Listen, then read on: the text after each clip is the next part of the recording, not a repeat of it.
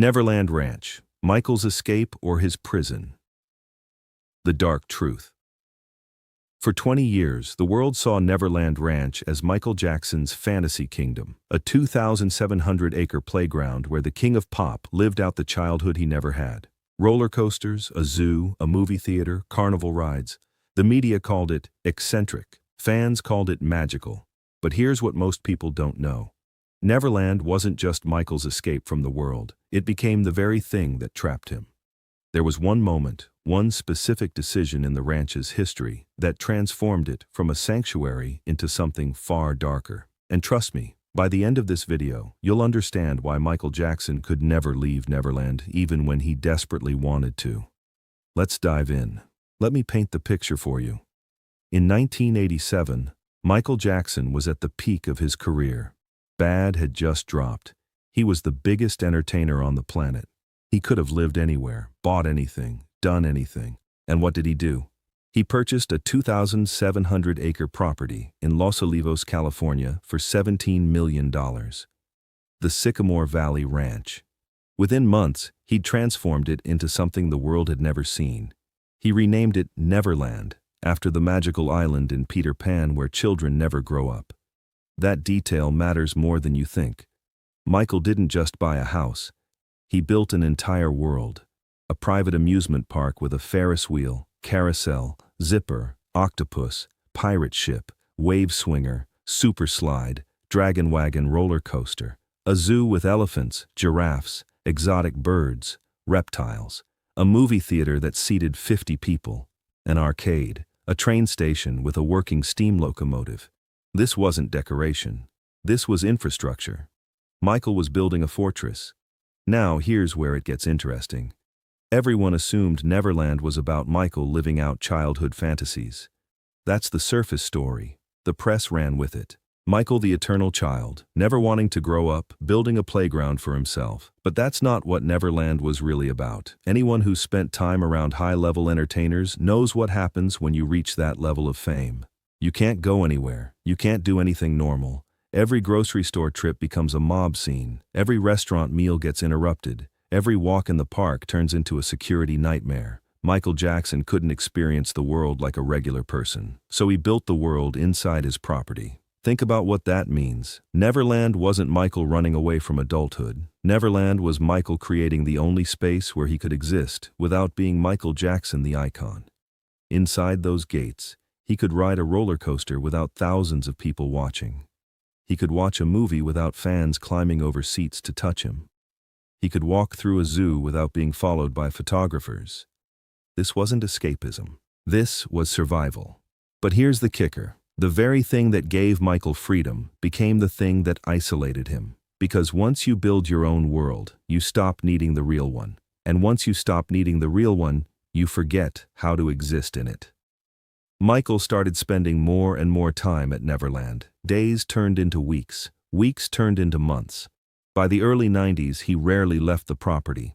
His team would come to him. Producers, directors, choreographers, they all traveled to Neverland. Michael didn't have to go to studios anymore. The studio came to him. Now, this is where most people miss the deeper pattern. Neverland wasn't just physically isolating Michael. It was psychologically restructuring how he related to the outside world. When you control every aspect of your environment, when every person on your property is there because you invited them, when every experience is curated exactly how you want it, you lose your ability to handle chaos. You lose your tolerance for the unpredictable. The real world becomes threatening, and Michael's relationship with the real world was already fragile. Let me break down exactly what Neverland represented in industry terms. In Hollywood, there's a concept called the controlled environment. It's when a celebrity becomes so powerful, so insulated, that they only interact with people who say yes. No pushback, no reality checks, no one telling them when an idea is bad or a decision is dangerous. Neverland was the ultimate controlled environment. Michael owned everything. He employed everyone. He decided who entered and who left. That level of control is intoxicating, but it's also dangerous. Miles Teller, who worked with people in Michael's circle, said something that really stuck with me. He said the problem with building your own world is that you become a god in that world, but a stranger everywhere else. Think about what that means. Inside Neverland, Michael had complete authority. He could decide when day started and when night ended. He could fill his zoo with any animal he wanted. He could invite children from hospitals to come play on the rides, and for a few hours, he'd watch them experience pure joy. That feeling of giving happiness to kids who'd suffered, that became Michael's purpose. But outside Neverland, he was lost. Here's where the timeline gets critical. In 1993, the first allegations hit. A 13-year-old boy accused Michael of inappropriate conduct. The media firestorm was instant, global, brutal. Michael's lawyer negotiated a settlement, $22 million paid to make it go away. But here's what that settlement did to Michael's relationship with Neverland. It transformed the ranch from a sanctuary into a crime scene in the public imagination. Suddenly, every innocent gesture, every child who'd visited, every sleepover, every game of hide-and-seek, it all got reframed through suspicion. Michael could have left. He could have sold Neverland, moved to another property, started fresh somewhere without that taint. But he didn't, and here's why. Neverland was the only place left where Michael felt pure. The outside world had turned him into a villain. The media called him a predator. Former fans burned his albums, radio stations stopped playing his music. But inside Neverland, the animals still loved him, the rides still worked, the children who visited still smiled. That's all Michael had left. This is where it gets deeply personal. After 1993, Michael's behavior at Neverland changed. He started inviting more children, families from Make-A-Wish, kids with terminal illnesses, children from broken homes. He'd let them stay for days, sometimes weeks. He'd sleep in the same room, insisting it was innocent, insisting he was just creating a safe space. To Michael, Neverland had become a mission. He was giving these kids the childhood he never had. He was proving to himself that he wasn't the monster the world said he was. But here's what nobody tells you about that dynamic. The more Michael doubled down on Neverland as his proof of innocence, the more suspicious it looked from the outside. Every new child who visited became ammunition for critics. Every sleepover became another tabloid headline. Every defense Michael offered sounded more desperate. He was trapped. If he stopped inviting children, it would look like an admission of guilt. If he continued, it would look like he hadn't learned anything. There was no winning move. By the late 90s, Neverland had become something else entirely. Not a home, not a playground. A fortress under siege. Michael installed more security, more cameras, more gates. He limited who could visit. He stopped doing interviews about the ranch. He tried to control the narrative, but the narrative had escaped his control years ago. The ranch that was supposed to represent freedom had become a prison of public perception. Now here's the moment I mentioned at the beginning, the moment that sealed Neverland's transformation from escape to prison. November 2003. Police raided Neverland Ranch with a search warrant. 70 officers. They searched every building, every room, every closet. They took computers, documents, photographs. The footage of that raid went global. Helicopters circling overhead. News cameras lined up outside the gates. Michael wasn't even home. He was in Las Vegas filming a video, but that didn't matter. The world watched police tear through the one place Michael considered sacred. That raid did something irreversible. It violated the sanctity of Neverland. The ranch had been Michael's controlled environment, his kingdom, the one place where he decided who entered and what happened. But the police raid proved that control was an illusion. The outside world could invade whenever it wanted. The walls didn't protect him, the gates didn't stop them. Neverland couldn't keep him safe. After the raid, Michael never fully returned. Physically, yes. He stayed at the ranch during the trial in 2005, but mentally, he was done. Friends later said Michael felt betrayed by Neverland. The place that was supposed to protect him had become the evidence in his prosecution. Every photo of smiling children was now Exhibit A. Every innocent memory was now questioned. The sanctuary had become the crime scene. Here's exactly how to think about what Neverland represented by 2005. It wasn't a home anymore. It was a museum of Michael's past. Every ride reminded him of better times. Every animal reminded him of innocence lost. Every empty guest house reminded him of the children who used to visit but whose parents now kept them away. Michael wandered Neverland like a ghost, haunting his own life. The trial ended in June 2005. Not guilty on all counts. 14 charges. Acquitted on every single one, Michael was free to go home. free to return to Neverland and rebuild his life. But he didn't. Within months, Michael left Neverland Ranch and never lived there again.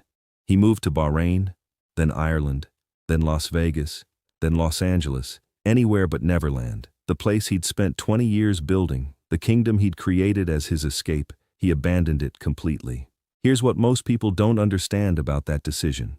Leaving Neverland wasn't Michael rejecting the ranch. It was Michael admitting the truth he'd been avoiding for years. Neverland hadn't protected him. It had isolated him. It hadn't given him freedom. It had trapped him. It hadn't preserved his innocence. It had been used as evidence of his guilt. The escape had become the prison. But wait, there's one more layer to this story. After Michael left, Neverland fell into disrepair. The rides stopped running. The zoo animals were relocated. The staff was let go. The property sat empty, decaying, a monument to a dream that had died. Michael was paying millions in maintenance costs for a place he'd never visit again. Financial advisors told him to sell it. Friends told him to let it go. But Michael refused. He couldn't sell Neverland, because selling it would mean admitting it was over. And if Neverland was over, what did that say about everything Michael had believed it represented? In 2008, Michael almost lost Neverland to foreclosure. He owed more than $24 million in loans. The property was scheduled for auction. At the last minute, a financial group called Colony Capital bought the debt and partnered with Michael to keep the ranch. Michael no longer owned Neverland outright. He was now a co-owner of the place he'd built. The kingdom had been taken from the king. Michael died on June 25, 2009. He never returned to Neverland. His final years were spent in rented mansions, hotel suites, temporary housing. The man who'd built a 2,700-acre kingdom died in a bedroom that wasn't his, surrounded by doctors and staff, far from the place he'd once called home. There's a tragic irony in that. Michael spent 2 decades building Neverland to escape the chaos of fame.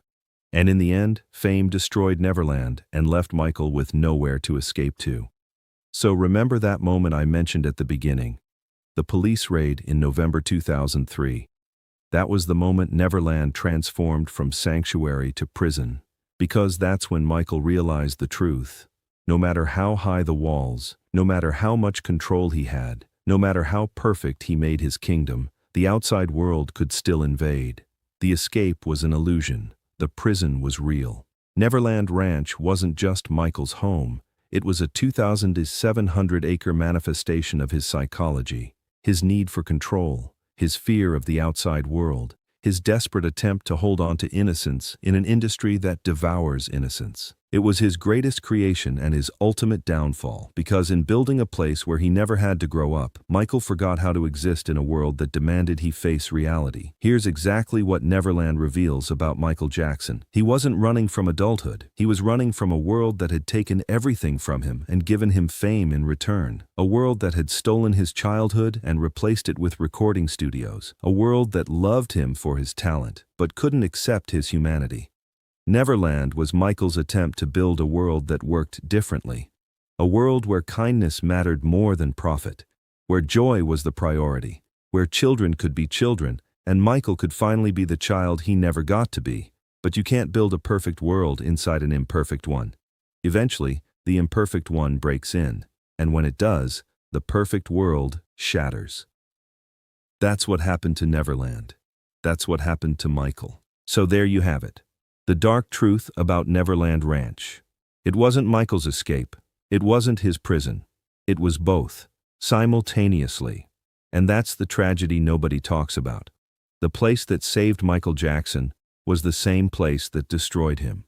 If you enjoyed this video, make sure to like and subscribe for more content like this. Thanks for watching, and I'll see you in the next one.